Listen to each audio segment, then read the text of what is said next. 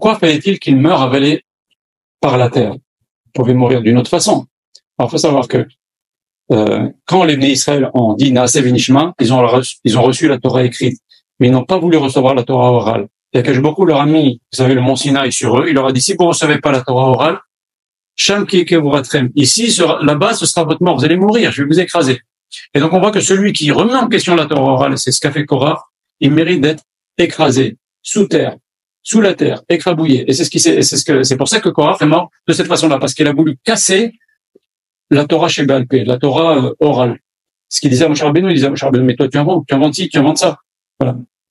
Et il a eu aussi une mort terrible, c'est que, normalement, si vous voulez, quand quelqu'un meurt, plus il a attaché sa neshama à son corps, et plus la mort est difficile.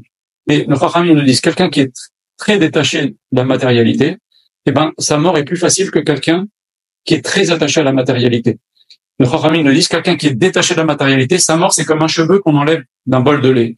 Et quelqu'un qui est très attaché à la matérialité, eh ben, sa neshama, elle est imbriquée avec la cachemire, avec le corps, ça ressemble à du coton, à une épine, du coton qu'on veut retirer de branches de rose avec plein d'épines. C'est très difficile, la mort, elle est très difficile.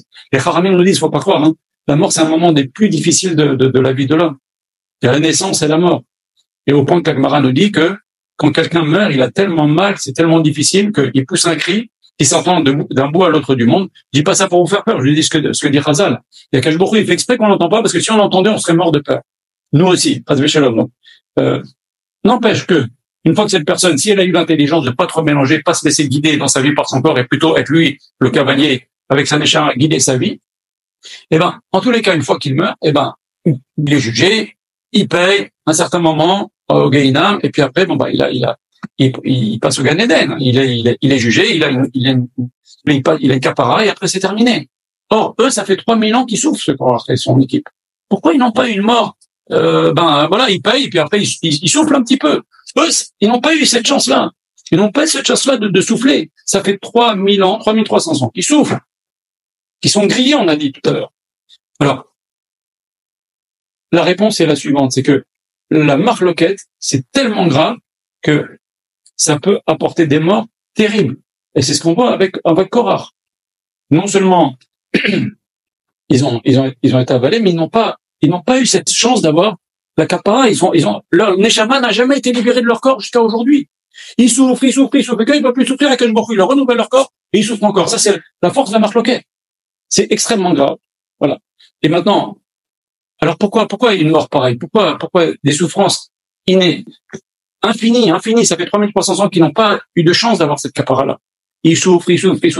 Parce que Korah a été le premier à installer quelque chose qui dure encore aujourd'hui, c'est la marloquette contre les Talmidei Chachamim. Encore aujourd'hui, il y a toujours des gens qui vont se lever, qui vont parler sur les Talmidei Chachamim, ou des fois des Talmidei Chachamim entre eux. Et ça, c'est catastrophique. Les Chachamim nous disent dans Pirkei Avot, c'est quoi une marloquette qui n'est pas les Shem Shamim? C'est Korah vekol hadato. Normalement, on aurait dû dire Korah contre quelqu'un. On dit Korah et son équipe. Et qui est en face? On dit pas. Pourquoi? Parce qu'ils l'ont inventé de toutes pièces. Moshe, il s'est pas disputé. Rav Israël, il disait, moi, s'il y a une dispute, je serai jamais le deuxième. Dispute-toi tout seul. Si tu te disputes tout seul, ça va vite s'arrêter. Moi, je veux participer à ta dispute. Mais eux, maintenant, ils ont créé quelque chose qui existe encore. Le Rav dit que dans chaque communauté, il y a un Korah. Dans chaque synagogue, il y a un Korah. D'ailleurs, le texte nous dit, souvent les Chachamim utilisent cette expression marquée, Ubnei Korah lo metu. Les fils de Korah ne sont pas morts. Le remède, c'est, il y a toujours des fils de Korah, des gens qui veulent ressembler à Korah, qui font des histoires. Et c'est pour ça que Korah paye à ce point-là. C'est parce que il a créé quelque chose qui dure encore. La marloquette contre les Talmidei Chachamim, mais c'est pour ça qu'il paye. Alors, les fils de Korah, on a dit qu'ils ont écrit des 18 Tehillim. Pourquoi ils n'ont pas été appelés? Alors, le Midrash dit la chose suivante. Il dit que ils avaient ils avaient beaucoup de Yirat Shamayim. Ils étaient très embêtés parce que quand Moshe Rabbeinu est venu pour essayer de faire la paix avec Korah, ils savaient pas, est-ce qu'on va se lever quand Moshe rentre ou on se lève pas? Si Moshe rentre, on se lève, on va faire honte à notre père, parce que notre père est en bagarre avec Moshe. Et si on se lève pas pour honorer notre père, on va faire honte à Moshe Rabbeinu.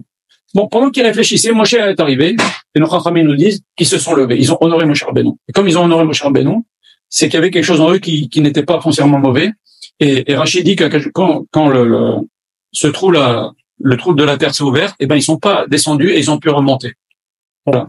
Et c'est grâce à cette crainte de Moshe Rabbeinu. Eux, ils croyaient en Moshe Rabbeinu. Seulement, ils étaient un peu en porte-à-faux parce que leur père, c'était le leader de la guerre. Voilà.